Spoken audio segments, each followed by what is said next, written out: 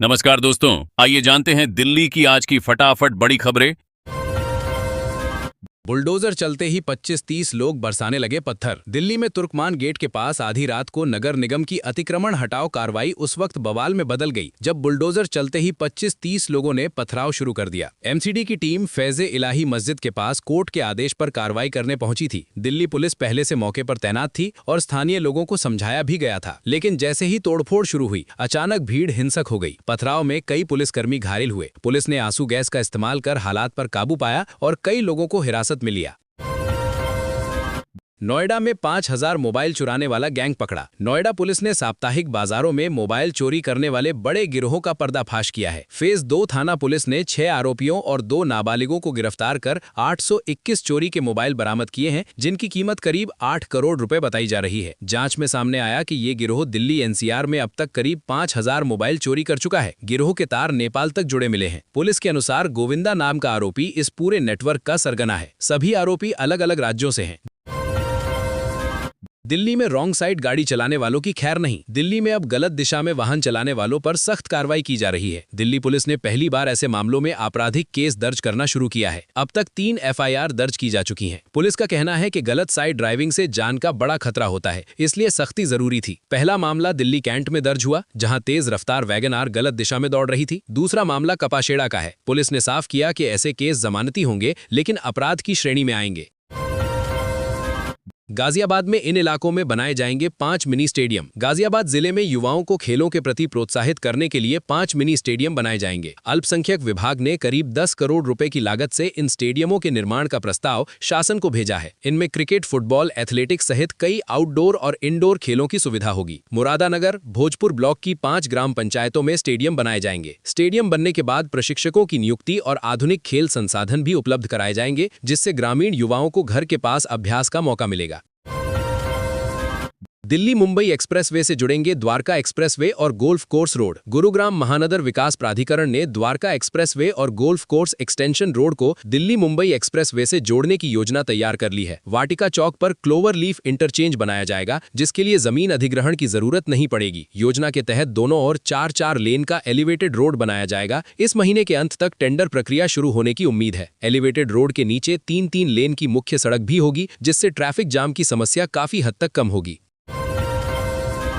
कांग्रेस नेता ने UP SIR में नाम कटने का दावा किया। कांग्रेस नेता गुरदीप सिंह सप्पल ने यूपी की ड्राफ्ट एसआईआर वोटर लिस्ट में अपना और परिवार का नाम कटने का दावा किया था। उन्होंने इसके लिए बीएलओ को जिम्मेदार ठहराया था। हालांकि चुनाव आयोग ने साफ किया है कि बीएलओ ने सही प्रक्रिया अपनाई है। आयोग ने कहा कि जिनका नाम कट गया है वे अन्य नागरिकों की तरह फॉर्म 6 भरकर नाम जुड़वा सकते हैं। सप्पल ने सोशल मीडिया पर बताया कि उनका नाम 2003 से लगातार वोटर लिस्ट में था और सभी जरूरी दस्तावेज भी जमा किए गए थे।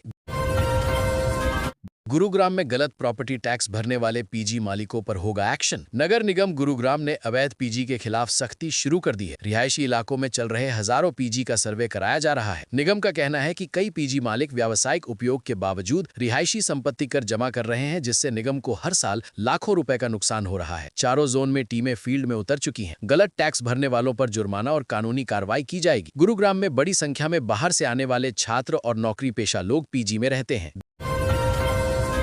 दिल्ली के रेन वाटर हार्वेस्टिंग टैंक उगल रहे जहर। दिल्ली में रेन वाटर हार्वेस्टिंग सिस्टम अब खतरे का कारण बनता जा रहा है। दिल्ली जल बोर्ड ने एनजीटी को सौंपी रिपोर्ट में खुलासा किया कि द्वारका की कई हाउसिंग सोसाइटियों में बने रेन वाटर हार्वेस्टिंग पिट्स में सीवर का गंदा पानी मिल रहा है। 144 पिट्स की जांच में 124 में फीकल कोलिफॉर्म पाया गया। ये मामला 2023 से एनजीटी में चल रहा है। गलत तरीके से बने सिस्टम से भूजल प्रदूषण का खतरा बढ़ गया है। एनजीटी ने इस पर सख्त रुख अपनाया है।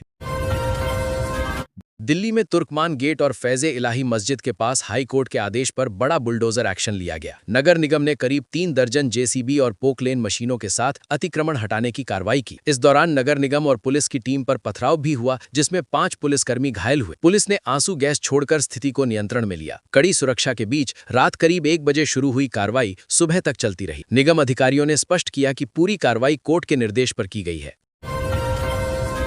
भड़काऊ नारे लगाने वालों के खिलाफ एक्शन में जेएनयू। जवाहरलाल नेहरू विश्वविद्यालय में भड़काऊ नारेबाजी के मामले में प्रशासन ने सख्त रुख अपनाया है। जेएनयू के मुख्य सुरक्षा अधिकारी ने प्रॉक्टर को रिपोर्ट सौंपते हुए बताया कि उमर खालिद और शर्जील इमाम की जमानत से जुड़े अदालती फैसले के बाद छात्रों की एक छोटी सभा अचानक भड़काऊ नारों में बदल गई। रिपोर्ट के अनुसार मौके पर 30-35 छात्र मौजूद थे। शुरुआत में कार्यक्रम शांतिपूर्ण था, लेकिन फैसले के बाद कुछ छात्रों ने आपत्तिजनक और उत्तेजक नारे लगाए, जिन्हें सुप्रीम कोर्ट की अवमानना बताया गया है। क्यूआर कोड स्कैन कर हत्यारों तक पहुंची यूपी पुलिस। गाजियाबाद के लोनी इलाके में युवक की हत्या के मामले में पुलिस ने तकनीक का इस्तेमाल कर आरोपियों तक पहुंच बनाई। जांच के दौरान मौके से मिले देशी शराब के पाउच पर छपे क्यूआर कोड को स्कैन किया गया, जिससे पुलिस हत्यारों तक पहुंची। शराब पीने के बाद हुए विवाद में चचेरे भाई बादल और दोस्त चिंटू ने मफलर से गला दबाकर आकाश की हत्या कर दी थी। पुलिस ने दोनों आरोपियों को गिरफ्तार कर हत्या में इस्तेमाल मफलर और शराब के पाउच बरामद कर लिए हैं।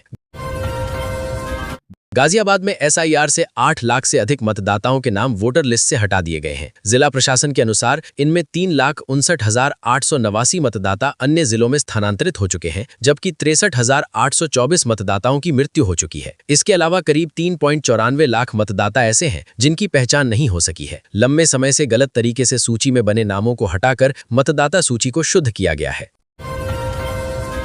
कोहरे में अब धीमी नहीं होगी ट्रेन की रफ्तार। कोहरे के मौसम में रेल यात्रियों के लिए राहत की खबर है। रेलवे ने गाजियाबाद, दिल्ली समेत कई व्यस्त रूटों पर फॉग सेफ्टी डिवाइस और उन्नत सिग्नल सिस्टम लगाया है। इस तकनीक से कोहरे में भी लोको पायलट को सिग्नल स्पष्ट दिखाई देंगे और दुर्घटनाओं की आशंका कम होगी। पहले दृश्यता कम होने के कारण ट्रेनों की गति घटानी पड़ती थी, जिससे देरी होती थी। गाजियाबाद स्टेशन से रोजाना करीब 200 ट्रेनें संचालित होती हैं। अमेरिका से डिपोर्ट कर भारत लाया गया कुख्यात गैंगस्टर अमन भैंसवाल। हरियाणा एसटीएफ ने अंतर्राष्ट्रीय स्तर पर बड़ी कार्रवाई करते हुए कुख्यात गैंगस्टर अमन भैंसवाल को अमेरिका से डिपोर्ट कर भारत ला लिया है। हिमांशु भाऊ गैंग का शार्प शूटर अमन भैंसवाल हत्या और रंगदारी समेत 10 से अधिक मामलों में वांछित है। वो फर्जी पते और नाम से पासपोर्ट बनवाकर 2020 में अमेरिका फरार हो गया था। दिल्ली एयरपोर्ट पर उतरते ही एसटीएफ ने उसे हिरासत में ले लिया। इंटरपोल की मदद से ये कार्रवाई संभव हो सकी। आतिशी के बयान पर दिल्ली विधानसभा में बड़ा हंगामा। दिल्ली विधानसभा में नेता प्रतिपक्ष आतिशी के बयान को लेकर भारी हंगामा हुआ। भाजपा विधायकों ने आतिशी पर सिख गुरुओं के अपमान का आरोप लगाते हुए जोरदार विरोध किया। हंगामे के कारण सदन की कार्यवाही स्थगित करनी पड़ी। विधानसभा अध्यक्ष ने आतिशी को अपना पक्ष रखने के लिए 1 घंटे का समय दिया, लेकिन हंगामा जारी रहने पर कार्यवाही गुरुवार तक स्थगित कर दी गई। भाजपा विधायकों ने वेल में आकर नारेबाजी की और हाथों में विरोध के पोस्टर भी लिए।